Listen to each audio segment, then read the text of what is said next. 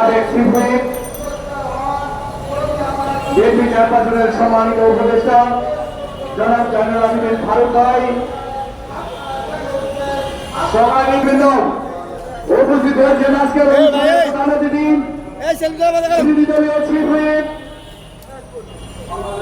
BNP চেয়ারপারসনের সম্মানিত উপদেষ্টা জনাব জয়নুল আবেদিন ফারুক ভাই, উপস্থিত আছেন আজকের অনুষ্ঠানের বিশেষ অতিথি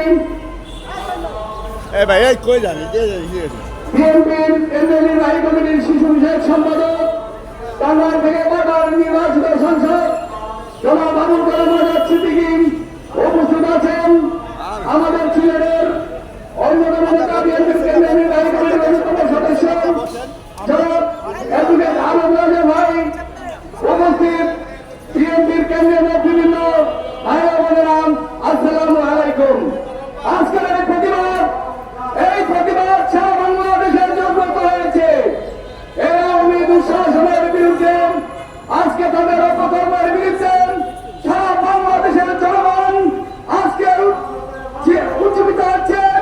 আজকে শেখ হাসিনা সহ দুঃশাসনের গ্রেপ্তারের প্রতিবাদে আজকের এই প্রতিবাদ প্রেসক্লাবের সামনে আমরা বলতে চাই, আওয়ামী লীগের অপকর্মের প্রতিবাদে আজকে বাংলাদেশের যেসব অপকর্ম চালিয়েছে তার প্রতিবাদে সারা বাংলাদেশের মানুষ জাগ্রত হয়েছে।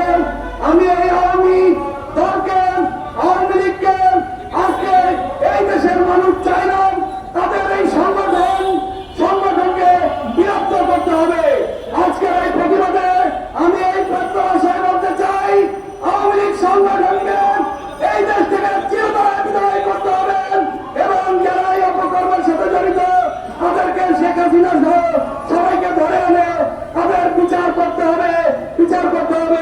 এই বলে আমি আমার সংক্ষিপ্ত বক্তব্য শেষ করছি। আল্লাহ হাফেজ। বাংলাদেশ জিন্দাবাদ। প্রতিবাদী সংগঠনকে ধন্যবাদ। আসসালামু আলাইকুম।